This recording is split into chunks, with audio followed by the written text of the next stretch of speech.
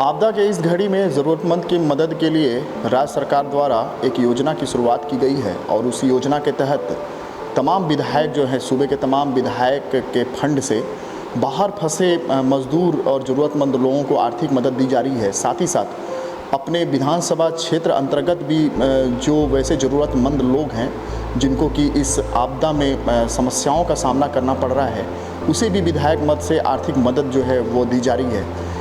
किस तरह से ये मदद जो है लोगों तक पहुंच रही है, और सीधे बात हम देवघर के विधायक हमारे साथ नारायण दास जी हैं उनसे करते हैं। सर, ये जो एक अभी योजना शुरू की गई है मुख्यमंत्री द्वारा, योजना तो बड़ी अच्छी है और आप लोगों के फंड से आप लोग चिन्हित करते हैं लोगों को और उसे लोगों को मदद देते हैं। क्या ये जो योजना है सर, और कैसे मदद पहुँच रहा है लोगों तक? सबसे पहले तो झारखंड सरकार के मुख्यमंत्री आदरणीय हेमंत सोरेन जी को बधाई देते हैं, साधुवाद देते हैं कि उन्होंने कोरोना जैसे आपदा से लड़ाई लड़ने के लिए झारखंड के तमाम विधायकों से वीडियो कॉन्फ्रेंसिंग के जरिए सलाह लिया, लोगों की राय ली, इस लड़ाई से हम कैसे निजात पा सकते हैं। उसी में सारे विधायकों की ओर से प्रस्ताव आया कि यदि प्रवासी मजदूर जो बाहर फंसे हुए हैं, जिनकी संख्या बहुत ज़्यादा है, जो अपने परिवार का भरण पोषण के लिए बाहर गए हैं और इस बीमारी में वो आर्थिक तंगी झेल रहे हैं, तो हम लोगों के सुझाव को उन्होंने अमल किया और 25 लाख रुपये विधायक फंड मुख्यमंत्री मानव कल्याण योजना के तहत उन्होंने लागू किया।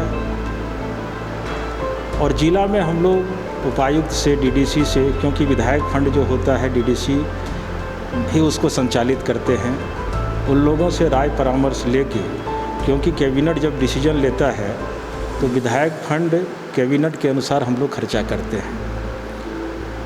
तो हम लोग वैसे मज़दूरों की पहचान कर रहे हैं, लोगों से बात हो रही है, कोई गोवा में है, कोई मुंबई में है, कोई हैदराबाद में है, कोई बेंगलोर में है, कोई दिल्ली में है, देश के विभिन्न कोने में है।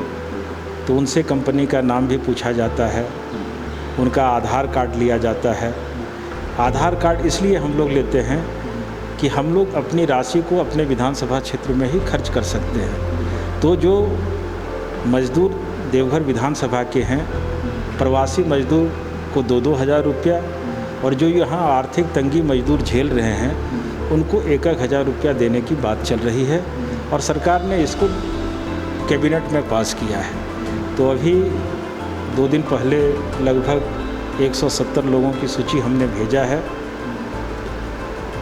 और उसका काम DRDA में चल रहा है। कल हम लगभग 400 सूची भेजेंगे और मुझे पूरा भरोसा है कि ये राशि उन मज़दूरों के खाते में DBT के माध्यम से जाएगी और उसे लाभ मिलेगा। ये उसकी वेरिफिकेशन फिर कैसे हो पाती है? जैसे कि मान लीजिए आपसे लोग फ़ोन पे संपर्क कर रहे हैं, तो स्थानीय लेवल पे भी उसका वेरिफिकेशन होता होगा जो अब प्रवासी है जो? देखिए, हमने जिला में जब बात किया तो प्रखंड विकास पदाधिकारी को भी मैंने कहा कि आप भी चिन्हित करके दीजिए। उन्होंने अपने जनप्रतिनिधि मुखिया सबको कहा, मुखिया लोगों की सूची आ रही है और हम लोग भी बात कर रहे हैं कि वो कहाँ है, किस कंपनी में काम करता है, कहाँ का है, और महज 2,000 रुपये मज़दूरों को दिया जा रहा है। हम तो चाहते हैं सरकार से कि और राशि बढ़ाई जाए, क्योंकि मज़दूरों की संख्या काफ़ी है। 25 लाख रुपये में क्या होगा? हमको लगता है कि 2 दिन के अंदर ये राशि ख़त्म हो जाएगी। फिर यदि मुख्यमंत्री जी से बात होती है तो हम लोग निश्चित रूप से इसको और बढ़ाने के लिए कहेंगे। और मज़दूर अगर कहीं काम करता है तो सरकार का लक्ष्य है, और हमारे देश के प्रधानमंत्री को भी हम साधुवाद देते हैं कि उन्होंने जिस मजबूती के साथ इस लड़ाई के खिलाफ देश में आह्वान किया और देश के लोग उनके साथ हैं, और आज उनके कुशल नेतृत्व में भारत जैसा देश कोरोना जैसे बीमारी से निश्चित रूप से उभरेगा। हम जीतेंगे और उनके बताए हुए रास्ते को पर हम लोगों को चलने की आवश्यकता है।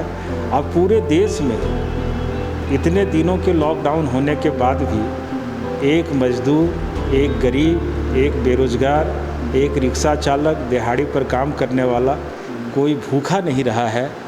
प्रधानमंत्री साधुवाद और बधाई के पात्र हैं। बिल्कुल, आप समझें कि आपदा के इस घड़ी में केंद्र सरकार, राज्य सरकार, तमाम जनप्रतिनिधि से लेकर के समाज सेवी लोगों का भी सहयोग जो है वो काफ़ी अच्छा देखने को मिल रहा है। और जिस तरह से ये जो योजना लागू की गई है, ये आर्थिक मदद जो बाहर रहे फंसे हुए मज़दूर हैं उनको भी दी जा रही है। साथ ही साथ जो अपने क्षेत्र में मज़दूर हैं जिनका कि रोज़ाना कमा खा करके वो अपनी रोजी रोज़गार की जुगाड़ करते थे, उन्हें भी इस तरह की मदद दी जा रही है। और कई लोगों को अभी चिन्हित भी किया गया है और सभी के अकाउंट में, सीधा अकाउंट में ही पैसा जो वो भेजा जाएगा।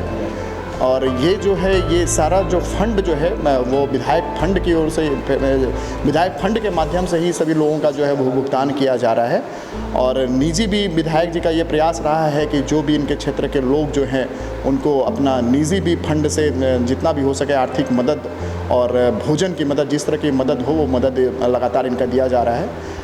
और इस पूरे आपदा की घड़ी में ये कह सकते हैं सेवा भाव का अनूठा मिसाल जो है पूरे देश में देखने को मिल रहा है। और निश्चित रूप से हम सभी मिलकर के आपदा की इस घड़ी में कोरोना से लड़ेंगे और अपना देश जो है वो सुरक्षित रहेगा। कैमरा पर्सन नीतीश के साथ मैं रनीश कुमार, स्पीड न्यूज़, भारतवर्ष।